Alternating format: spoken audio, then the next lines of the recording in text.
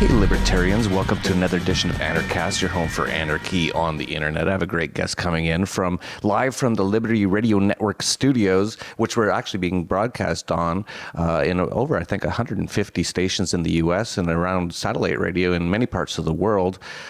Is Darryl Perry, and he's a co-host sometimes on Liberty Radio Network. He's also, this is the most interesting part, he's planning on running for president in 2016, and this has been a topic that we've gotten into a lot, and I really like that this is a topic because I get a lot of people slamming me saying, hey, why do you even get involved with the government system?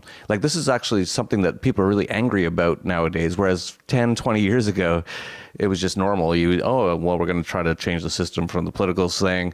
And now people get really upset. Like, why do you even give them any sort of knowledge, or why do you even acknowledge that they're even anything that you would even want to be involved in? And I actually like this. We've had Judge Napolitano on. We've had Walter Block on talking about how we can maybe get involved in these elections and really make a change. And I'm not saying we're going to change statism or the religion or the superstition of statism overnight through the political system, but I think we have to attack this beast from all angles. So Darryl Perry's there in New Hampshire, and he's going to be running for president, or he plans to, and a really interesting story about how he plans to do that. And but we're going to get into all of that. But before we get into all that, we have to check your street credentials, Darryl. How did you become an anarchist? So I have a very interesting path on how I became an anarchist. And I actually don't really use the term to describe myself.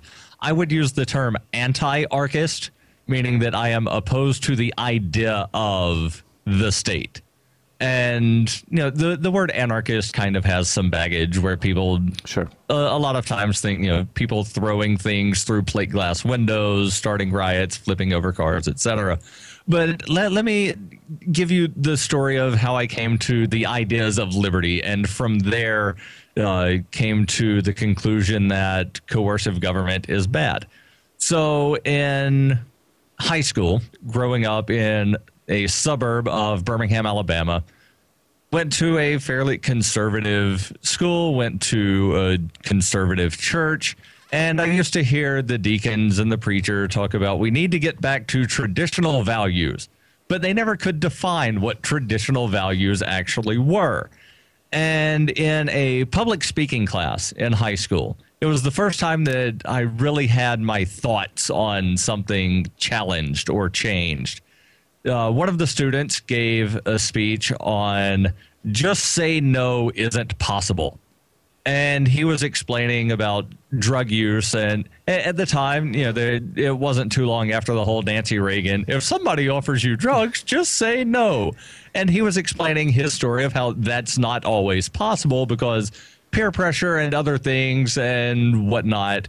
But it got me thinking, you know, okay, traditional values. And then I saw something on, I believe it was the History Channel, about the history of drugs in America.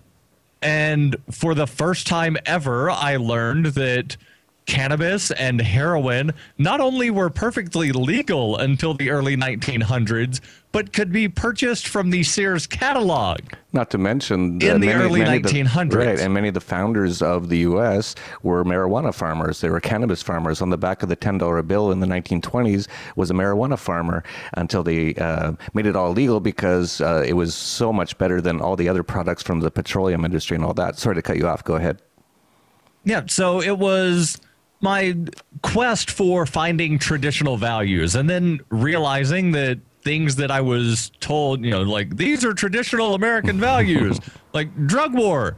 Wait, no, like this thing is fairly recent in American history. And then marriage, like the entire institution of marriage with the government being involved is a fairly recent concept in human history.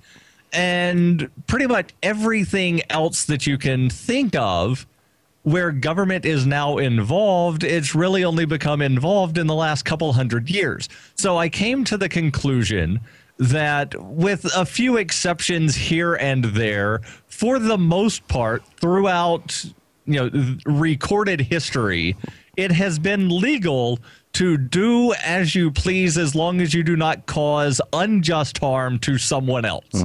And I make sure that I specify unjust harm, because if you just say you can't harm anyone else, then that takes out consensual violence and consensual activities that could lead to someone getting harmed. Right. So, mixed martial arts fighting would be illegal if you just could not harm anyone. But if you can't cause unjust harm, then that allows for the mutual combat. That allows for the use of force to defend person and property. So it was from there that I realized that coercive governments are a horrible idea and need to be eradicated.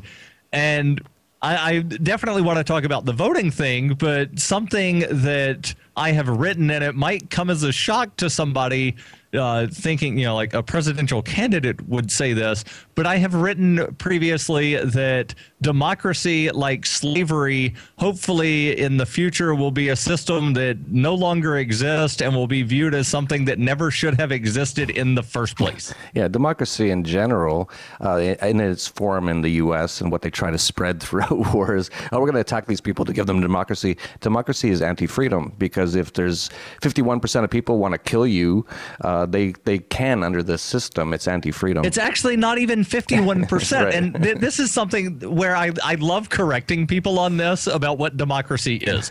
Democracy is not 51% dictating to the 49%. It's not even 50.0001% dictating to the rest. It's a plurality of people expressing an opinion or an idea on a given day that affects the majority of the people. And the reason that I say a plurality is because, one, you never have a majority that actually turns out to vote and votes in the majority. So most of the time you have somewhere at or below 50% of the people that are participating. So if it were to be the majority, then that would mean everyone voting would have to vote the same way. And a lot of times there's more than two options. So if you have 35% of people expressing an opinion, and that 35% is higher than any other percentage for another option, then the 35% of the 50 or less percent then dictate to the majority of the people what is going to happen. So it's not majority rule, it's minority rule. And I was always told that minority rule was this thing called oligarchy. Yeah. Oligarchy, there's so many terms for all these heinous, evil systems, democracy, anytime that's, if you really believe in freedom, you should be against anyone trying to control you. And that's what an anarchist is. That's the meaning of the word. And without archy ruler. Doesn't mean no rules. It means you just don't want someone to own you without your consent, which you would think almost everyone would be for. But for some reason, they've been so confused by all these. They're told in the U.S. where you live that they live in the land of the free, home of the brave, where everyone hides in their houses when there's a kid in Boston who has a rice cooker, and it wasn't probably even him. And they just bring out the troops to put everyone in their houses. And the guy that found Dzhokhar Tsarnaev, he was actually disobeying the curfew because he wanted to go smoke a cigarette, and his wife did not like him smoking cigarettes in the house. So he went outside to smoke a cigarette, noticed something weird with his boat cover, and wound up calling the police, and the police came over and they found this kid hiding in the boat. Yeah. And let's get back to the consent of the governed idea. That's something that we're told in the U.S. It's in the Declaration of Independence that governments are created with the consent of the governed. But yet, how do you express that consent? Can you withdraw that consent?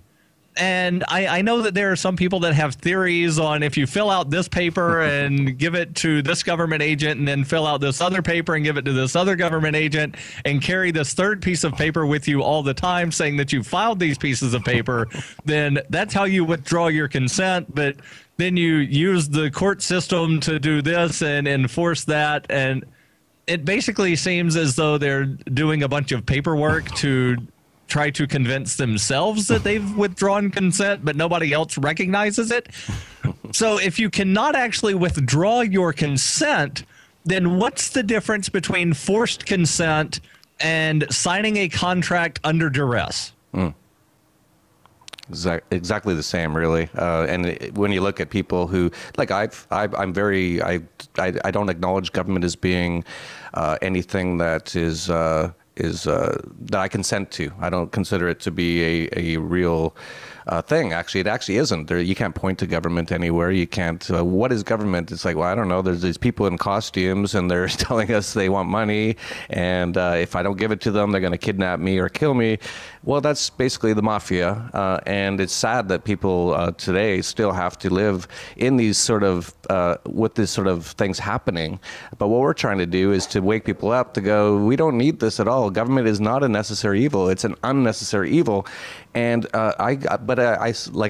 I started out, I said I get attacked quite a bit because I'm like supporting people like yourself who are going to run for president. But you're an anarchist. You're like, hey, this system is evil. Let's try to end it any way we can, and I support that. Yeah, and I often get the question of, if you claim to be a libertarian or voluntarist or anarchist, why even, participate in their elections? And the response that I always give is, well, people pay attention to elections. Especially in the U.S. As long as people pay attention to elections and people pay attention to people running for political office, I will continue to do so that I can do basically an educational experiment to where as often as possible and as loudly as possible, I am going to proclaim the ideas of freedom. And someone that is paying attention to an election might stumble across it, and there's a better chance of them hearing that than just somehow finding LRN.FM or one of the other internet radio stations and hearing somebody talk about the ideas of liberty. I was on a nationally syndicated show a couple days ago, not Free Talk Live, which I'm on, pretty much on a weekly basis. But there was another radio program where they had contacted me and said, hey, we want to have various presidential candidates on. We would like to have you on. There's 120 radio stations that heard me express the ideas of liberty to this radio show host that had no clue the way federal elections happen. Because the very first thing that he said is, we found you because you're one of 288 people that have filed with the Federal Elections Commission to run for president. I said, actually, I have not filed with the FEC. I have no intention of filing with the FEC. And they said, but how are you going to run? Well, quite simply because ballot access laws have nothing to do with filing Form 2 with the Federal Elections Commission. What I have done with the Federal Elections Commission was sent them a letter that I typed up saying that I intend for this to be my only communication with you, to let you know that I will not be abiding by any of your regulations. I don't believe that you have authority to regulate federal elections, let alone federal campaign finance. And also, I will not be accepting your federal monies. What I will be accepting is Bitcoin, Litecoin, cryptocurrency, other cryptocurrencies, gold, silver, precious metals. So there's been news lately that Rand Paul is the first presidential candidate to accept Bitcoin. That's not true. He might be the first Republican presidential candidate to accept Bitcoin. But I sent them this letter in 2013, a good 2 years before Rand Paul ever accepted any amount of Bitcoin. So I have absolutely no intentions of abiding by campaign finance laws, let alone any regulation that the FEC comes up with. And people ask, well, why not? Because everybody else does. Okay, well, just because everybody else jumps off a cliff doesn't mean I'm going to. Secondly, there's absolutely no justification or authorization in the U.S. Constitution. Not that I believe that that's a valid document to, regulate my life, but that's the set of rules that the government is supposed to play by. So if they aren't authorized in their rule book to do something, then they don't have the authority to do it.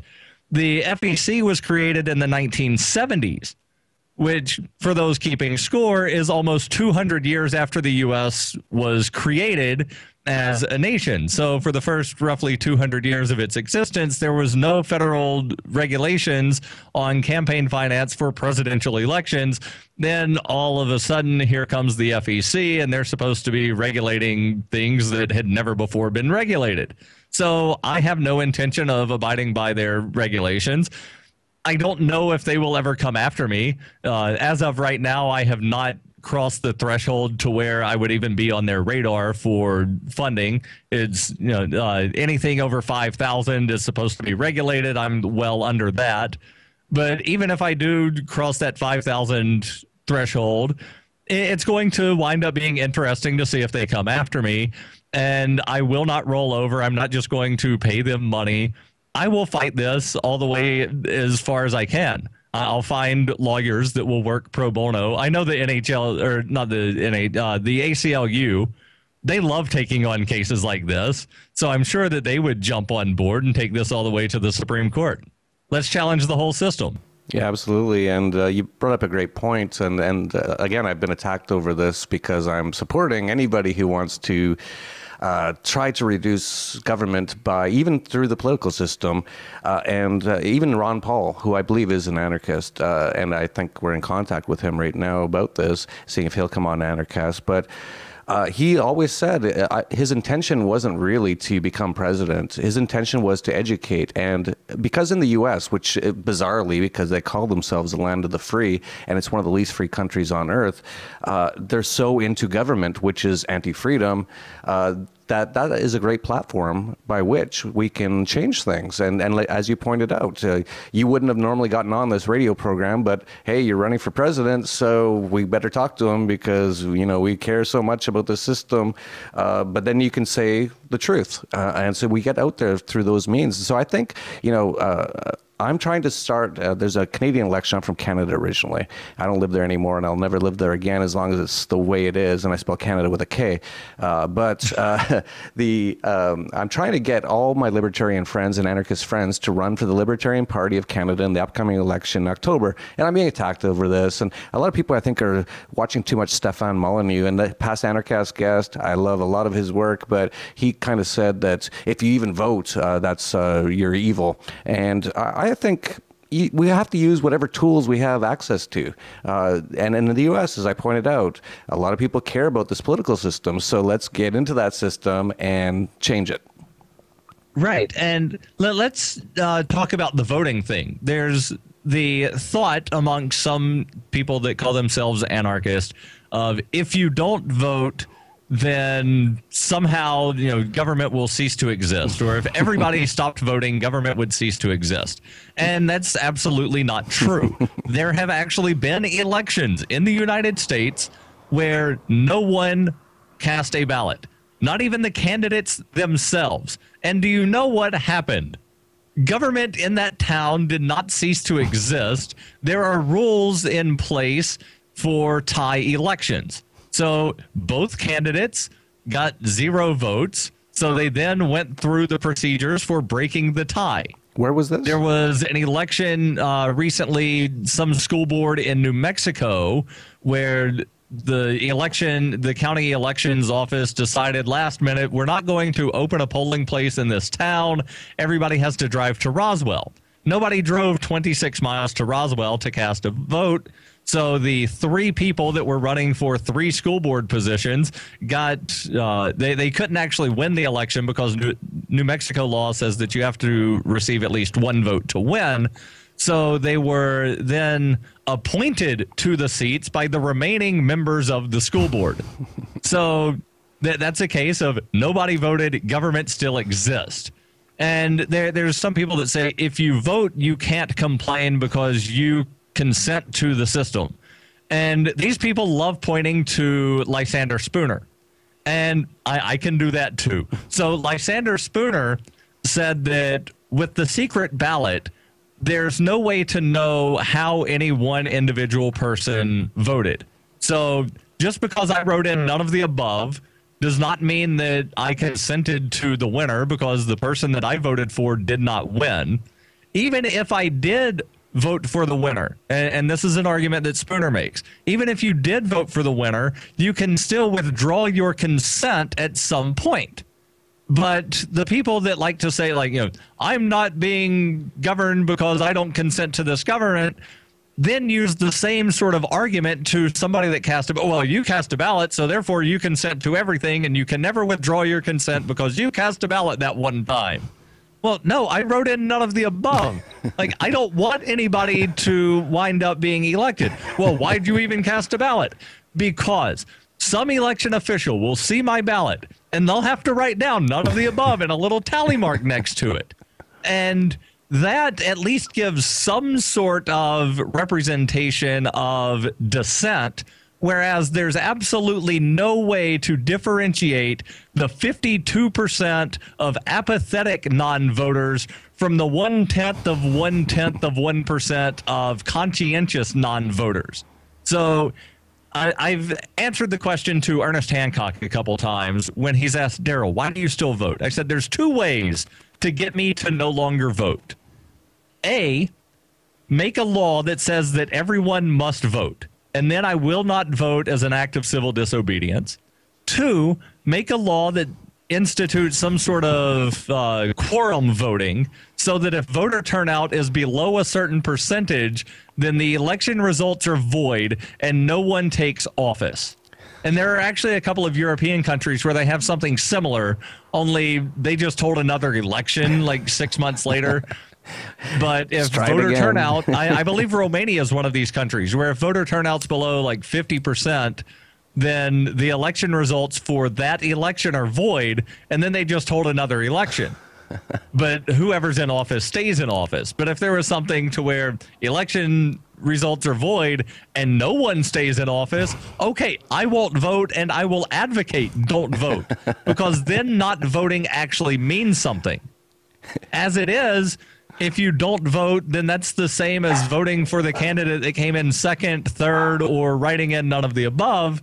Like, it doesn't actually change anything, but at least when you vote for the candidate that comes in second, third, fourth, or you write in none of the above, it sends a message to someone. Whether or not they actually get the message is a different story. Yeah, absolutely. And this is something that it's taken me a few years to kind of get my head around. I always thought for at least 15 years now that government is totally evil and unnecessary, and it's anti-freedom. But then I did actually listen to people like Stefan Molyneux, and he was saying, I don't want to, I'll just paraphrase. Essentially what he was saying was, even if you vote, you're doing evil, so don't vote. But as you just pointed out very eloquently, all the reasons why that really doesn't make any sense, and actually casting a vote. Well, and I didn't even touch on the voting in self-defense thing. So let's say, for instance, there's a ballot initiative or ballot measure that would implement a new tax. So if you don't vote, then you're not voting against the new tax. But if you do vote, you can actually vote against the new tax.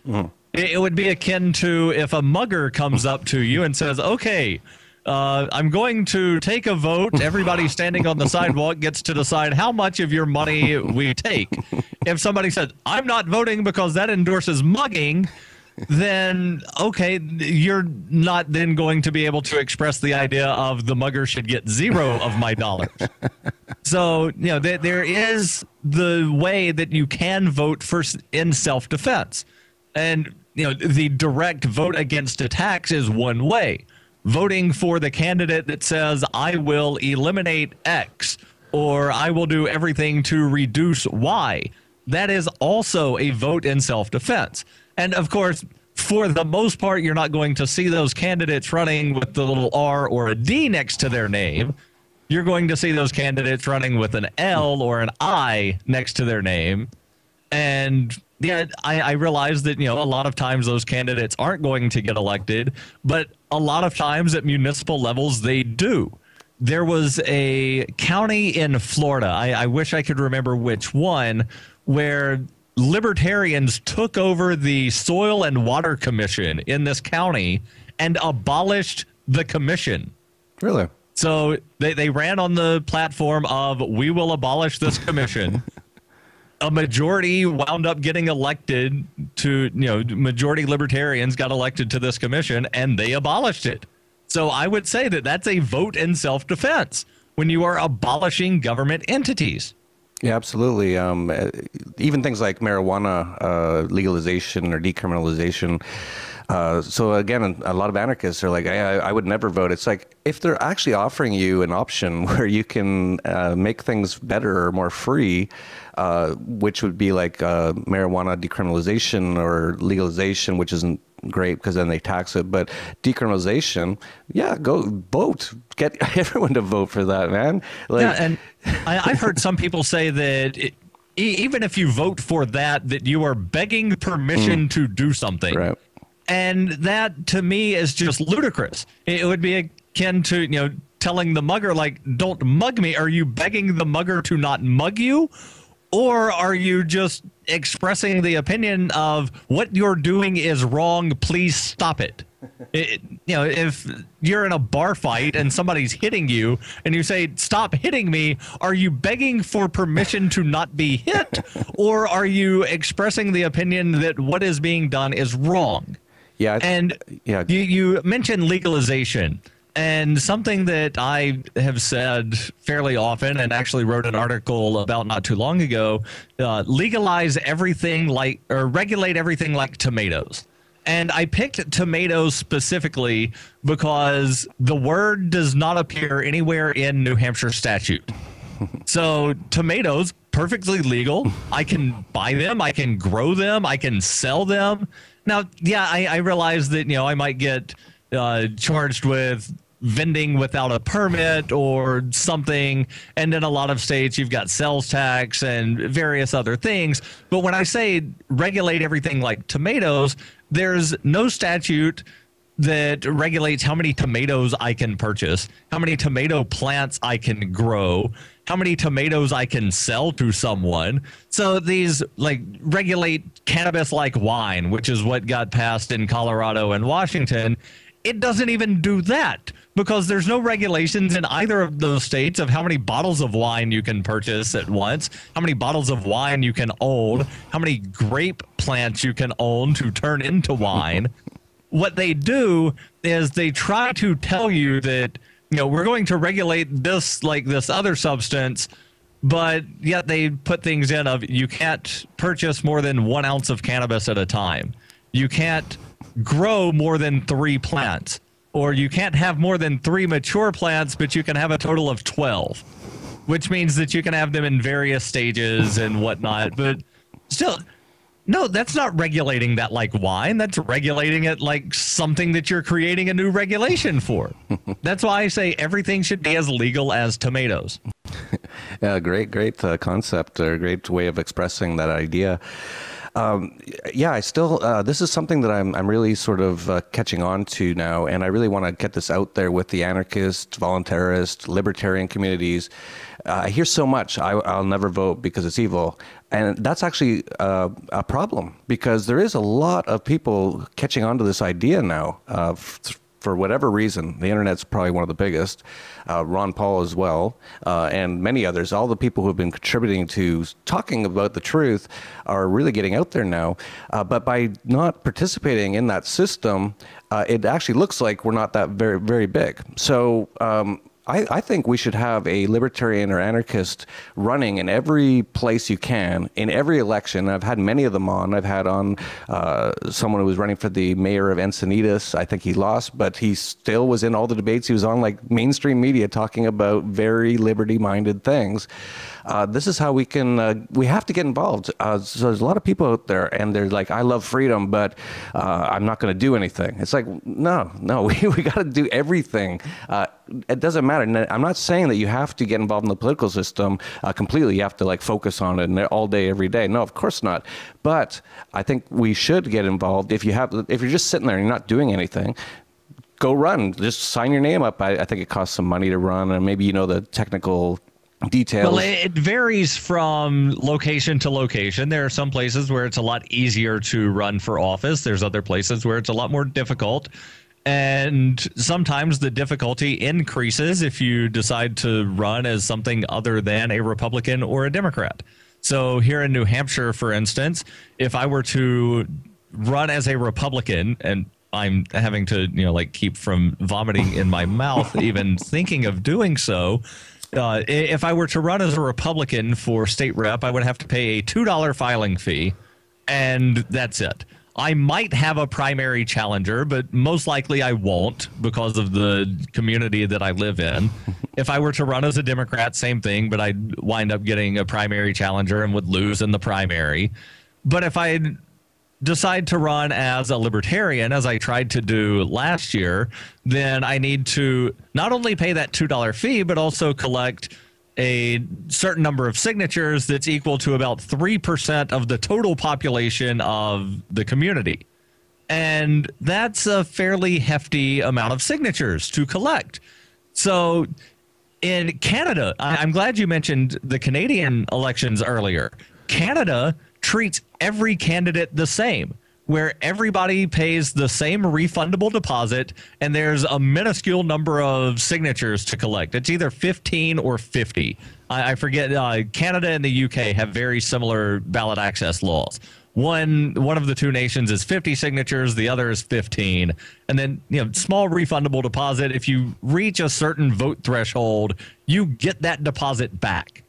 And they do that basically to keep the frivolous candidates off the ballot. So the person that just wants to run for ego, maybe he'll throw away the $500 Canadian just to be on the ballot and doesn't care about getting it back. But they don't do that here in the U.S. They don't have the refundable deposits. So you pay your filing fee, and that's your filing fee. That money's gone. You never get that back. Now, of course, if you win, then you start getting a paycheck, so it's arguable that you get the money back. But, let me go on with some of the other things. In states such as California, they've instituted for statewide elections, and actually all partisan, so state rep, state senate, Congress, statewide elections, this thing called top two. So all of the candidates that file are on a June primary, and then only the top two candidates proceed to the general election. And in a lot of districts, you have two Republicans or two Democrats that are running as the two candidates on the general election. And it might sort of defy logic, but generally if there's two Democrats, then it's a Republican-leaning district. And the way that works is because there's only one Republican that files, and there might be, 3 or 4 Democrats that file. The Democrats are then encouraged to go out to vote, and they'll wind up getting the top two, whereas the Republicans, they're not really as encouraged to go out to vote because, well, there's only one Republican to vote for. So you wind up having a party that does not represent the majority in the district being elected as the candidate in that district because of this weird top two system. And write-in votes are prohibited in the general election.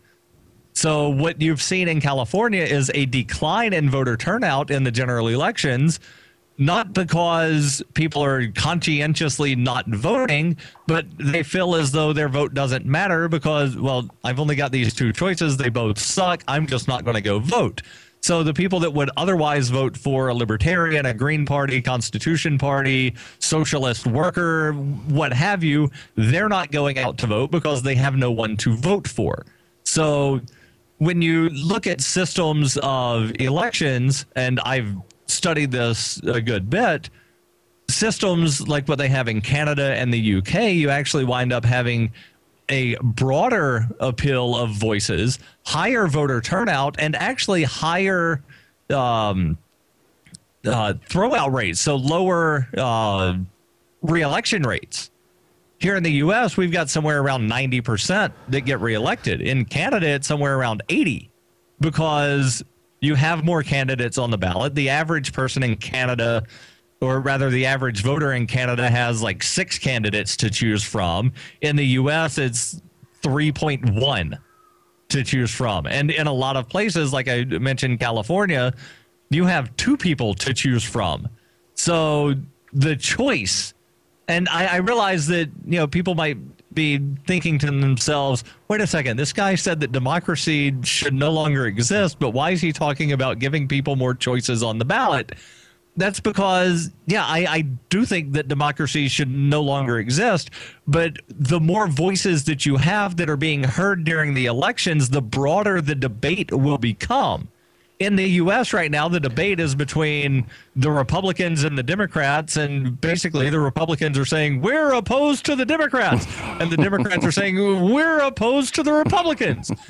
Even though this whole Obamacare thing, and I hate even calling it that, it's the Patient Protection Affordable Care Act, that was first introduced by the Republicans back in the 90s as sort of their option to oppose Hillary care that never actually came out of like a thought process from Hillary, who at the time was first lady, but somehow she was qualified enough to make policy, and now she's running for president. So, you know, maybe she was the brains behind the whole Bill Clinton presidency to begin with. I don't really know. But, you know, you've got Republicans that are now opposing policies that they supported 20 years ago because the policy was being introduced now by people that aren't them.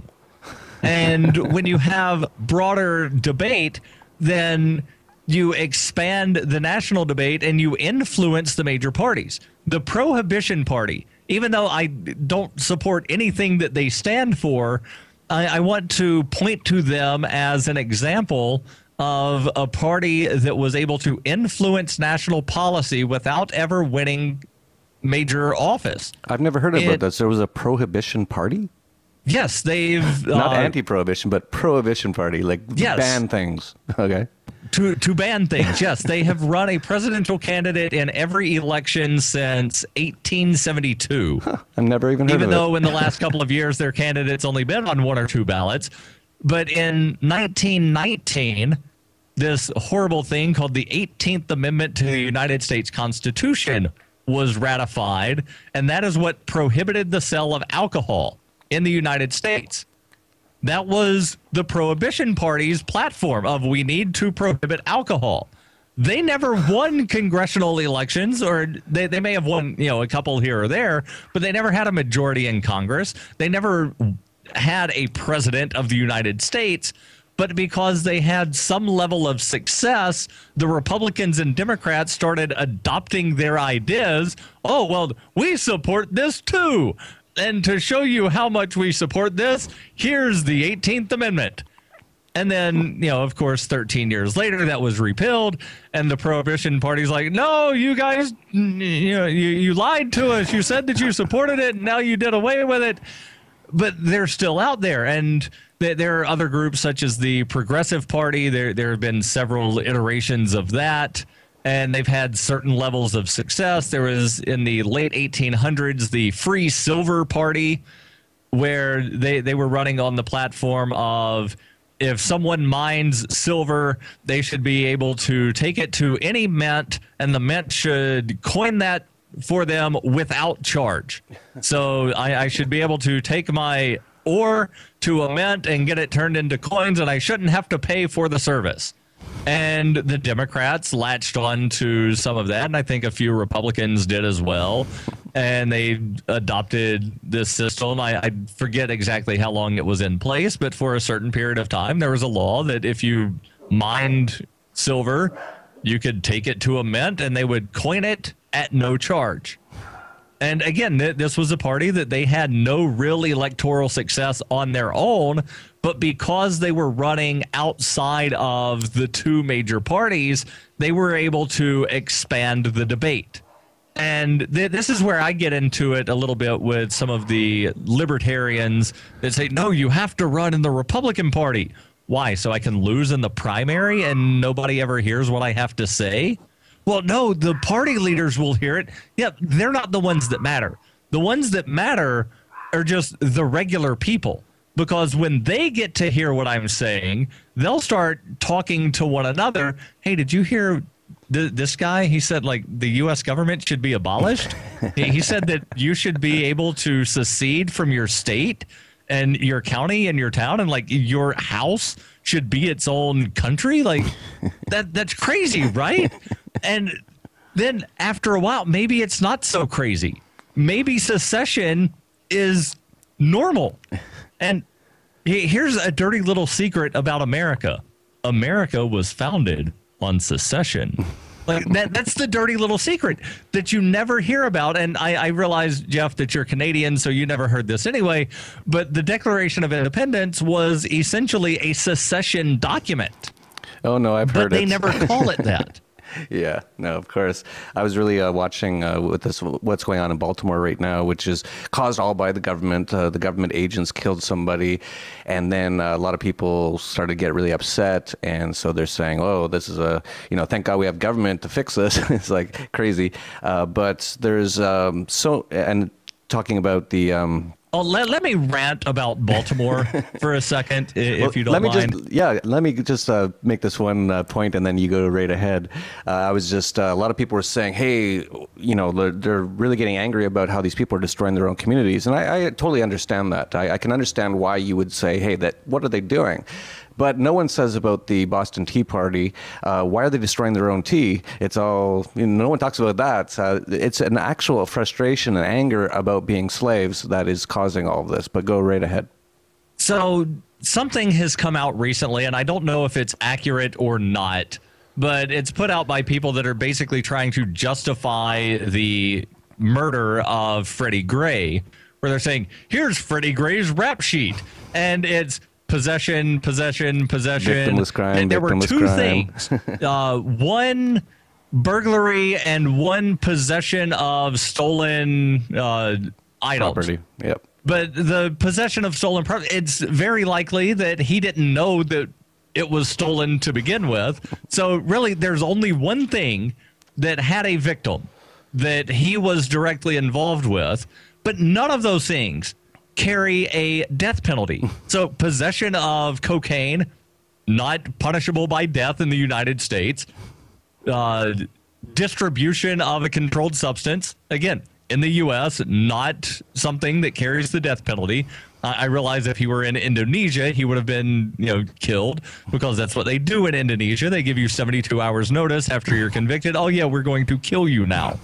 And the Indonesian government executed 8 people just after midnight today for possession of controlled substance. And I think it was all with the intent to distribute, because they always love throwing that one. Like, oh, you had this amount, then obviously you planned on distributing.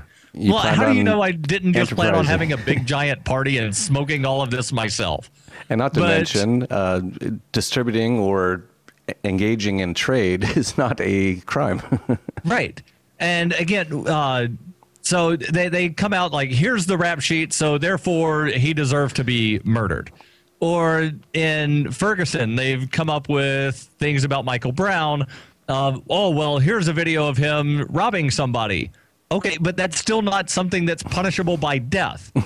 And I realize some people will say, well, don't you believe that people have a right to defend their self and their property? Yes, they do. But the police officer that shot Michael Brown was not defending person or property. Of course, yeah, I realize he said, I feared for my life. And it's real easy to say that when you're a police officer and you kill somebody and you're trained to say after killing someone, I feared for my life. Even though, the guy was running away from you and you shot him in the back 3 times. But that police officer was not defending the property of the store owner, because the police officer says he didn't even know that the store had been robbed. So how can you claim self-defense when you didn't even know that the thing that happened actually happened? And basically what it is, it's people that are, again, trying to justify police violence and justify the killing of people that committed a crime, whether or not that crime actually had a victim. Yeah, it's all the problems in our world are all caused by government, and no one really sees it. And I posted that as well about the Baltimore issue, about his rap sheet, because I saw a lot of people on the internet talking, oh, well, it was justified. Look at his rap sheet. And as you pointed out, all victimless crimes. He was an entrepreneur trying to get customers a product that they wanted, and he kept getting kidnapped by the government because of this. So therefore, he should be killed. It's crazy that people have to get outside of this mindset, and I think more and more they are. Even the other day, Jeffrey Tucker on Liberty.me posted an article about Barack Obama. Actually did this YouTube video where he interviewed the person who created The Wire, the TV show, which is actually based in Baltimore, and it's very much talks about the problems caused by government in Baltimore. And now I don't know, or I don't know Barack Obama personally. He might just be a useful idiot. He might just be a teleprompt reader. He might be evil. He's obviously evil because he's doing so many things that are causing so many people so much problems, killing people, extorting trillions of dollars a year from Americans. But maybe he just doesn't see it that way. But in this video, it was really interesting. He was actually listening. Now, he's also a known liar, obviously. Well, just everything he says is a lie. But he actually looked quite honest and genuine when he said, you know, maybe this drug war thing is a real problem. Maybe the problem is the government. And like he said that, not in those words, but that's what he was sort of saying. So there's people are starting to wake up from this fog, this really evil period of time in humanity where we thought collectivism was a good thing, which is crazy. Well, it's not necessarily crazy. We tried it. Humanity has tried it now hundreds of times. It always ends up in a lot of people killed and a lot of people impoverished and a lot of horrible things happen. But I think people are starting to wake up. And so I think, you know, we're going to look down on these YouTube video comments. There's going to be some idiot and he's going to go, hey, I don't care what you guys say, voting's evil. And it's like, if you say that, you're an idiot, because did you listen to anything we've just said for the last 45 minutes or 50 minutes? If you haven't, don't post, because you're just an idiot and you're going to show yourself as being an idiot, because we've explained why we're against anything to do with government, but we can change it through ideas. And one way to change it through ideas is to get involved, make change in your own community around the people. And like Darryl was saying, like, you might not get elected, and it doesn't even matter if you get elected, really. Even though that would be great too. If there was like 200 anarchists in Congress, I would love watching C-SPAN all of a sudden. Only if the U.S. Congress had their hearings the same way that the British Parliament does, yeah, to where people just get to shout at one another. They get drunk and shout. And then there's somebody wearing a wig that occasionally bangs a gavel. Order! Order! Only he says it with a British accent. Sir. I love watching British Parliament. Now, I don't do it all the time, so it's not like one of my hobbies of where I stay up at 2 o'clock in the morning watching it. But if I'm somewhere with cable, and I don't have that, but if I'm somewhere with cable and I'm flipping channels and I come across British Parliament, I will sit and watch, because it's just so entertaining, because you've got the two sides yelling back and forth, and occasionally you'll have like a third or a fourth, because they've got 6 different parties in British Parliament. So you've got all these different people, but the reason I say two sides is because you've got, the people yelling for and the people yelling against, but there's various factions that are supporting for various reasons. And that's, one of the things that a lot of people don't realize is there are more than 2 options. A lot of time people, well, there's either chocolate or vanilla, red or blue, black or white. No, like there's Rocky Road, and there's French vanilla, and I had coconut ice cream last night. I'd never had that before. I'm on a diet, and I was celebrating, like, I lost 30 pounds in the last month and a half. So, all right, I'll indulge and have some coconut ice cream. I'd never had that before, but, there's coconut ice cream. And there's the Ruwert raspberry that is made by a state rep here in New Hampshire. She sells ice cream at PorkFest, and she's named all of the flavors after different people. There's Bastiat blueberry, and Ruwert raspberry is one of my favorites. And she actually has a picture of Mary Ruwart eating Ruwart raspberry. Oh, that's great. I was at PorkFest. I didn't see it, but someone posted it on Facebook. There was Jeff peanut butter, and it was a photo of me and Jeffrey Tucker, and they made, Jif is a peanut butter. They made Jeff peanut butter. We'll put the photo up on the video here, but it was just funny to me. Yeah, there's options, and you just have to get involved. I know so many anarchists are like, this whole world is fucked. Like, it's just horrible. So I'm not going to do anything. I'm not going to support it by doing anything. You got to. You're only here one time, as far as as we know. And if you really want to make change, you have to do something. Now, you might make mistakes. We're all going to make mistakes.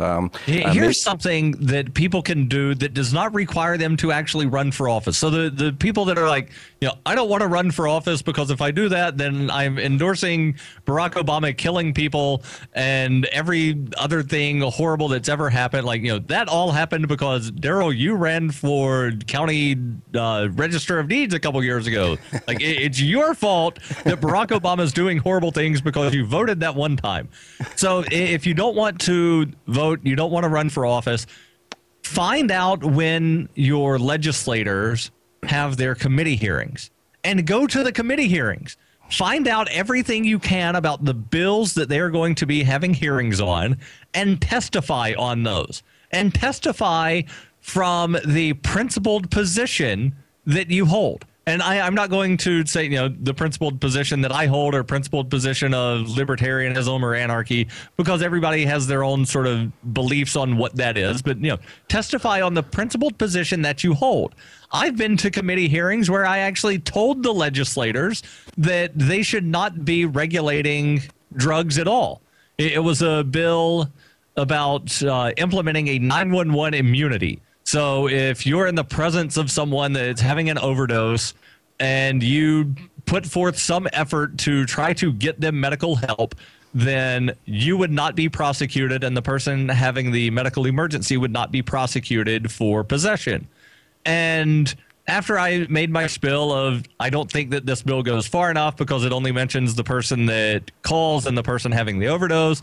Like, what about everybody else at the party? Like, nobody there should wind up having to worry about going to jail because one person has an overdose.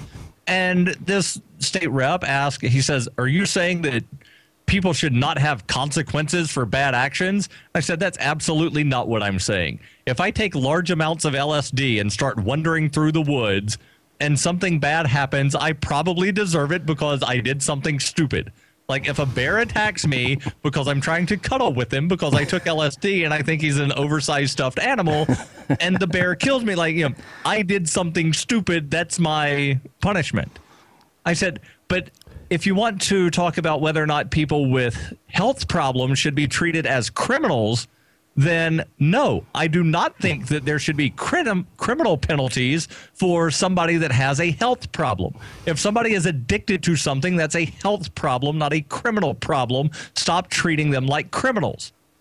And I think that was the only time that day that they actually heard that people with health problems should not be treated like criminals. They actually wound up voting unanimously to pass this bill. It went through the New Hampshire State House. It recently had a hearing in the New Hampshire Senate, and I think it comes up for a vote in another couple of weeks. But, that's the kind of things that you can do without ever running for office to, speak on behalf of your principles and actually influence something. And I realize, again, taking it back to something that was said earlier, some people are going to say, oh, so you're just trying to beg for permission to be able to do copious amounts of drugs. No, not at all. I'm saying they should stop throwing people in jail because they made a bad health decision. If somebody, and this was something that was said in a recent hearing on a bill to legalize Narcan, or actually expand the legalization of Narcan. Narcan is a drug that if somebody's having an overdose on heroin or another opioid, they get this thing that's kind of like an EpiPen, and they wind up coming out of the overdose, and it keeps them alive. And there was a question of, well, how many times should people be allowed to use this? And the response was, how many times should a diabetic be allowed to use insulin? As many times as they need to. Like, if they don't learn, eventually they will die. But, there should not be this whole thought process of we need to be able to arrest this person to send them a message. Like, if near-death experience of I overdosed and I'm only alive because somebody had this EpiPen sort of device, if that doesn't make you realize, hey, maybe I shouldn't do heroin as much or as often, then I don't know what will. So, You don't need to treat diabetics like criminals because, oh, you're diabetic and you ate a donut, therefore go to jail. Like, no, nobody would think to do that. But, oh, you've got a addiction to heroin and you took some heroin, so go to jail. Like, it doesn't make any sense. Let the people with health problems get the treatment that they need. And one of the reasons that they can't get the treatment that they need is because of this horrible thing called the drug war.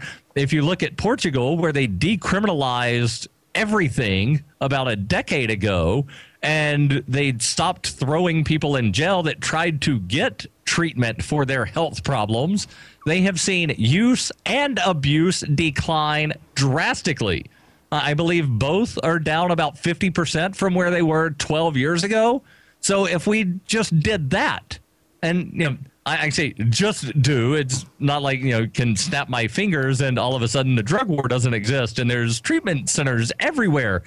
But if we could only do that instead of might legalize and regulate everything like tomatoes, okay, I'll meet you halfway. Just remove the punishments for possession and allow people to get treatment.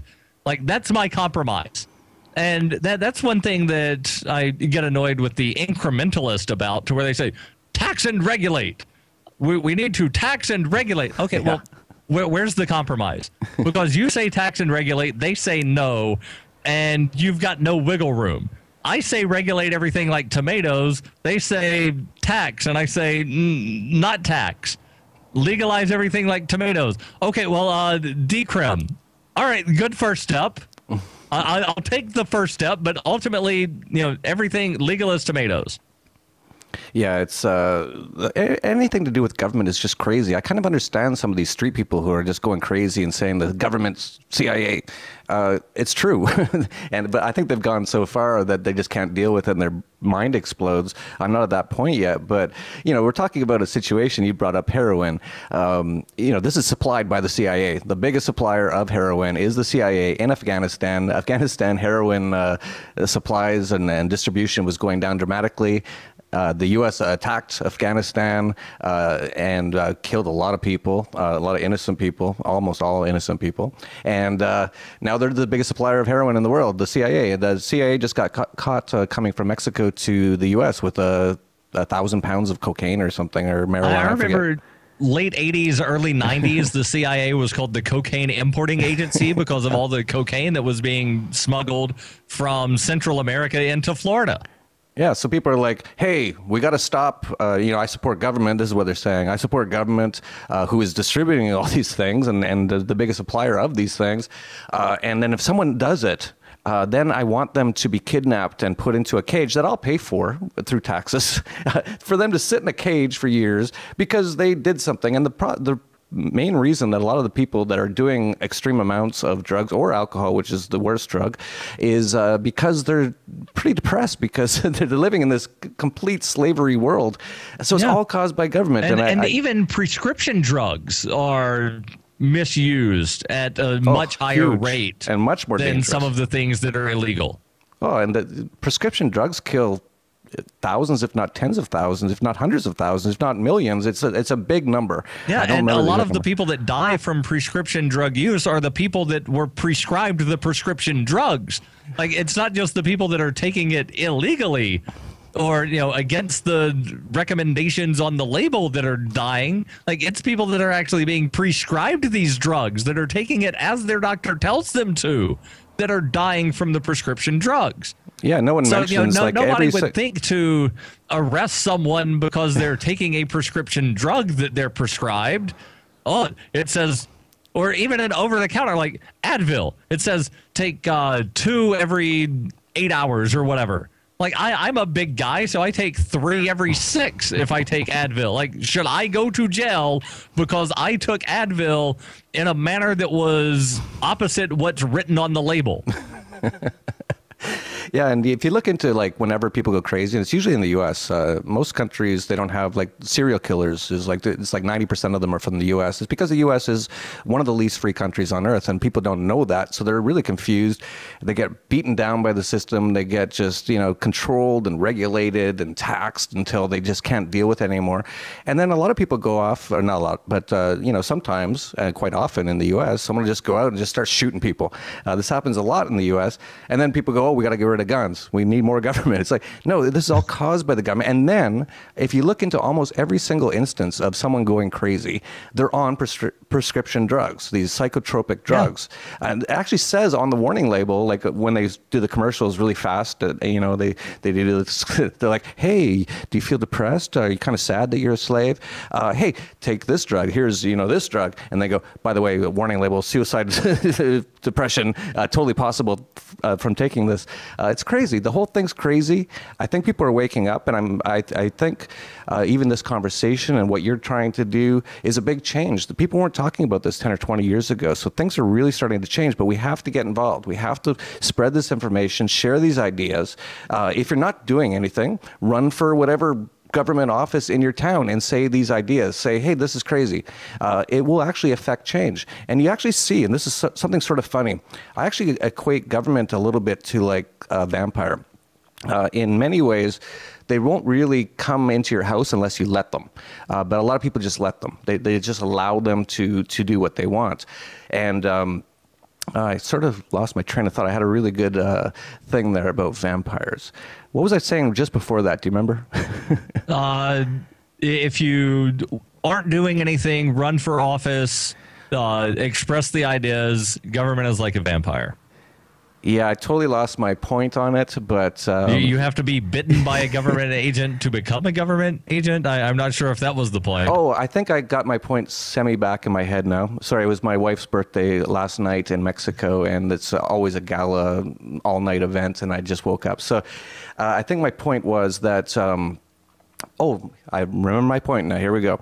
So it was like John McCain or one of these evil, crazy people was saying something like, I saw him on being interviewed, and he said, hey, I'm just doing what the people say they want to be done. And he actually sort of pointed out, he's like, I don't hear these libertarian ideas. I don't hear that. All I hear is people saying they want people to be put in cages for this, and they want these countries to be attacked for that reason. But I'm not hearing another narrative. And I think that's fairly fair. Like you haven't heard this narrative too much. So we have to get out there and just put it in the narrative. Go to Congress, go to wherever they are, and just say, no, you guys are crazy. Do you have any principles whatsoever? My principle is don't aggress against others unless they aggress against you. That's my only principle. What's your principle? And they won't have an answer for that. They'll be like, well, I don't know. I just want to put these people in cages because I don't like them and that sort of thing. But we get into the narrative. So I think that's why this is really important. And maybe we should finish up. We've been talking for over an hour now, and I can tell why you're a radio show host. You definitely can talk, and it's been really fascinating. I've really enjoyed this. But if you want to finish up with anything, let people know how they can support what you're trying to do, what you're doing, please let us know.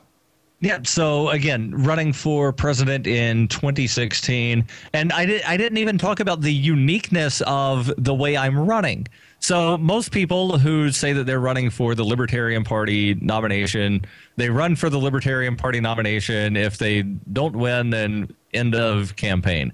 That's not what I'm doing. The thing that I'm doing is I want to give as many people the option of voting for an actual libertarian in November of 2016 as possible.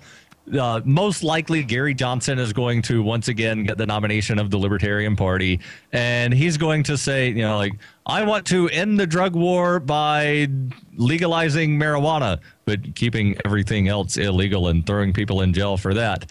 And you're going to have, Rand Paul saying stuff about like, let's legalize industrial hemp, but keep Ross Ulbricht in jail and keep Edward Snowden on the run around the world and keep Private Manning in jail. Like, there's not really going to be anybody else saying that Ross Ulbricht should not be in prison, that Edward Snowden should not be fleeing around the world for fear of his life if he ever returns to the United States.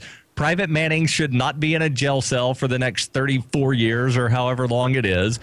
All victimless criminals And again, I hate using the term criminal to describe them, but that's the state's word. Right. And there's the popular phrase "no victim, no crime," but that flies in the face of the etymology of the word crime. Originally, crime was an offense against the king, and it has become an offense against society. So the "no victim, no crime," it's not based in reality. It's a nice catchphrase, but it's not really based in reality. But people that have committed, these crimes against society that have no identifiable victim, they should not be in jail. Every single one of them should be pardoned. The United States government, as it currently exists, should be completely abolished.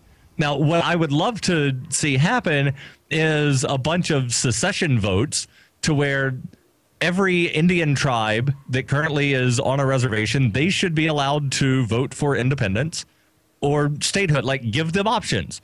The people of all of the territories should have the option of voting for independent statehood, or, if for some reason you want to remain a territory, and I don't know why you would, but, if you want to remain at that status, you should be allowed to do that. But instead of the way the Scottish independence vote went, to where 51% voted to remain with the United Kingdom, so therefore all of Scotland remains. No, if 2% vote for independence, those 2% of the people should be independent. So I'm supporting, full independence, not just independence if a majority agree. Like, you should be allowed to be independent, and you're not going to hear that from Gary Johnson. You'll hear talk about, the fair tax is going to somehow abolish the federal government because you'll be taxed at the grocery store instead of taxed in your paycheck. And you're not really decreasing the amount that's being stolen. You're just, shifting the pennies around and stealing them from somewhere else. So what I want to do is hopefully make sure that Gary Johnson is not the Libertarian Party presidential nominee in 2016. Absent that, and, absent me actually thinking that whoever gets the nomination is sufficiently libertarian, I intend to try to be on as many ballots as possible. Realistically, it's probably only going to be a handful. Mississippi is fairly easy. Vermont is fairly easy. Florida is fairly easy. Tennessee, Colorado, and Louisiana. So 6 states at most, I will be able to be on the ballot on. Those are the 6 that I'm definitely going to shoot for. If I'm able to, find a minor party that has ballot status somewhere, and I agree with their platform and they're willing to give me their ballot line, then, I'll take it. But again, I intend to give as many people the option.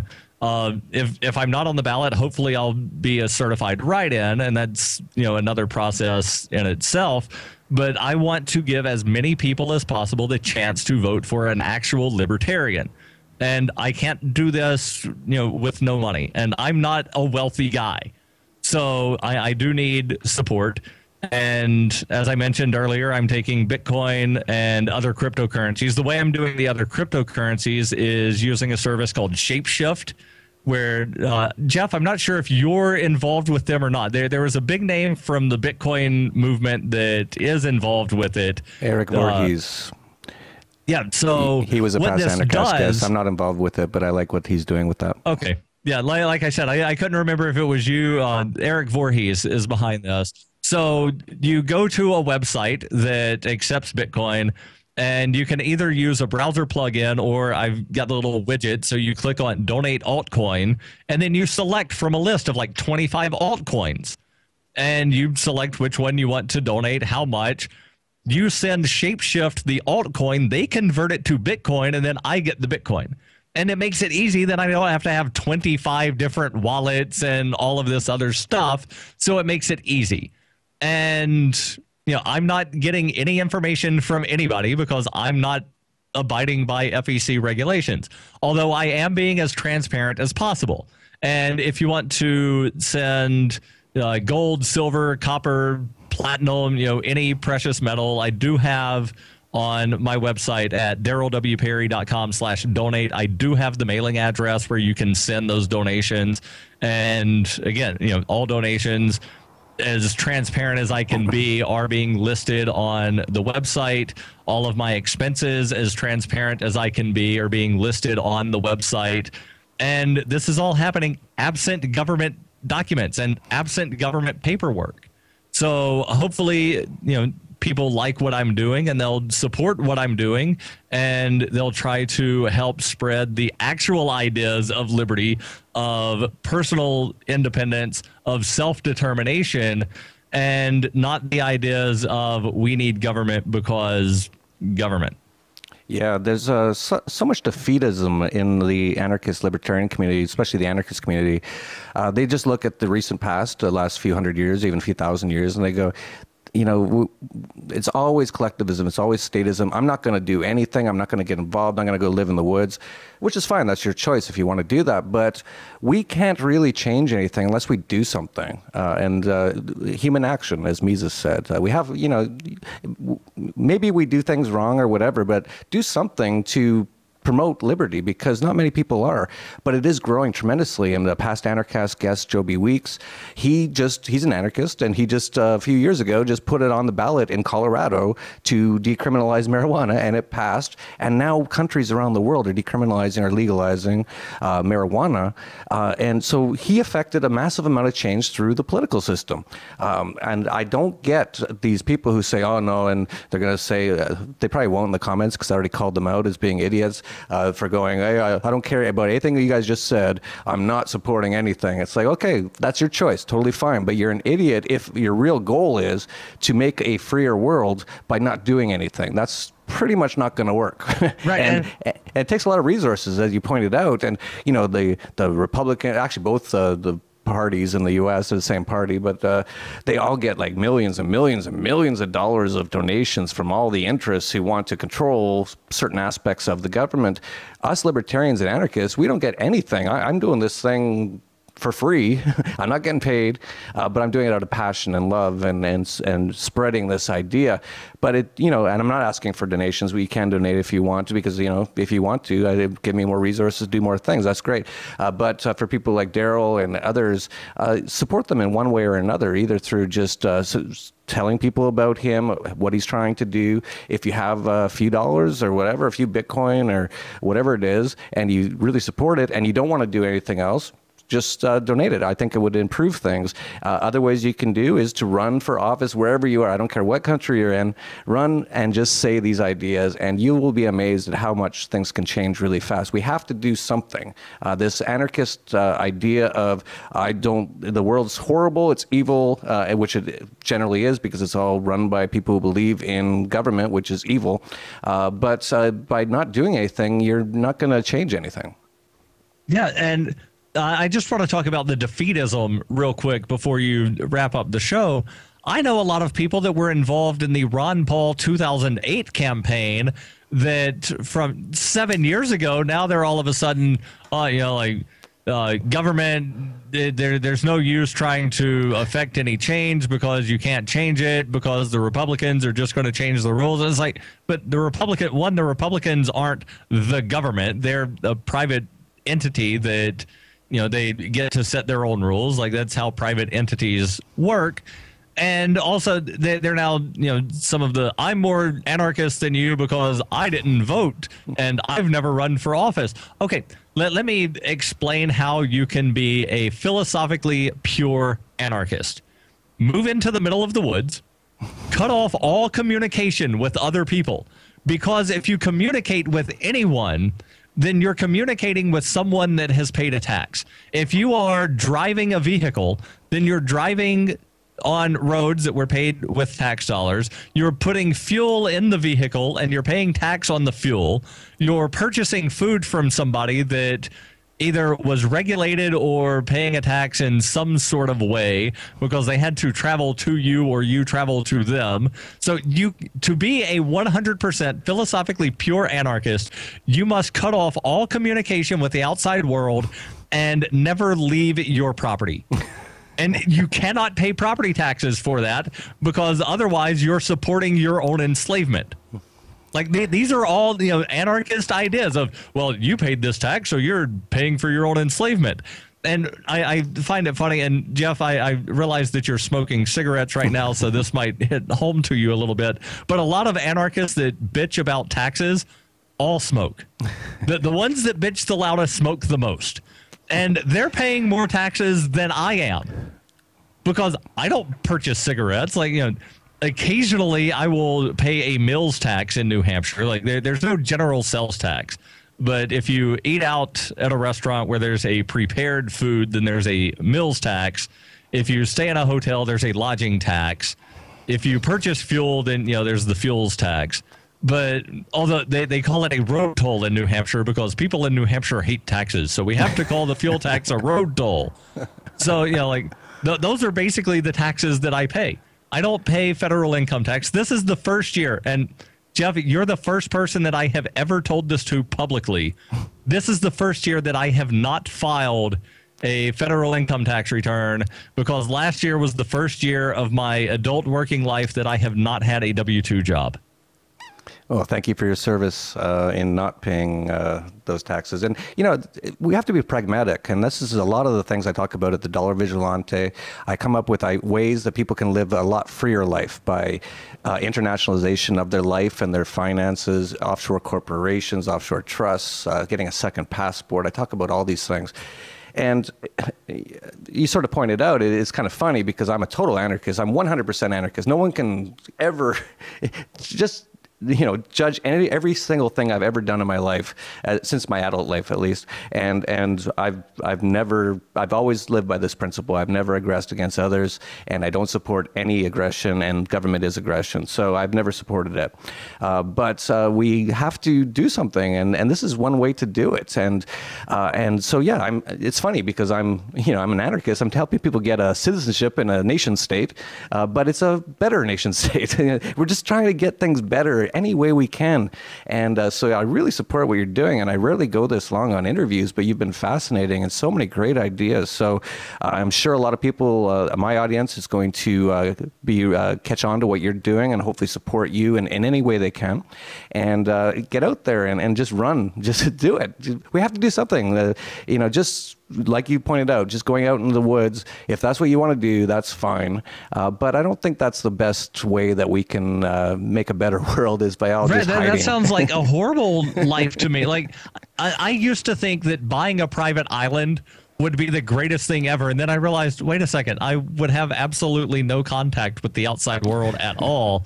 And that would be absolutely horrible. Like, if I could have my own private island and still have the internet, but again, like there's no physical contact, and that's what humans need. Like humans thrive on person-to-person interaction. So, like being a basement dweller, and that's the stereotypical thing about libertarian and anarchist, right? Like we all live in basements and we never leave and never have human interaction. That's not the life that I want. I don't want a life cut off from society. Like, yeah, society is horrible, but I want to make society better. And that's why I do what I do. Yeah, that's great. And that's what I'm trying to do as well. And it's all changing, as I pointed out. I think I just wrote just the other day an article on the Dollar Vigilante. We'll have a link to the Dollar Vigilante down below. It's a free blog you can subscribe to. And I wrote about libertarianism rising. And it's happening. It's actually happening. And it's happening so fast thanks to the internet now. And so for those people who've sort of given up on trying to change the world, come back, because we're here, we're ready, and we're going to do this. And hope you support it. Like, share, subscribe to these videos, support Darryl, support anybody who's trying to create more freedom, if that's what you really care about. And if you've watched this for an hour and 20 minutes, you probably do care about freedom, because that's a long time to watch talking about freedom ideas. So yeah, that's how we can do it. Share, subscribe. Don't worry about that some people haven't figured it out yet. They're going to, and you're actually going to be ahead of the curve. This is a growing movement that's going to change the world, and it's going to happen fast. And you're on board right now, and so just do whatever you can. Share, subscribe, like, support, run, talk, get out there. If you can't talk very well, learn how to talk. A lot of people are sort of introverted. That's another problem with anarchists in general is a lot of them are quite introverted. It's just a sort of a funny personality trait. And I'm actually quite introverted myself. I'm actually quite shy. But after doing 200 interviews, getting out there, talking to people, I actually appear like I'm fairly extroverted now, which is not very natural for me. So, you know, improve yourself, get out there, don't hide from the system, just do everything you can to change it. So this is Anarchast, your home for anarchy on the internet. Peace, love, and anarchy.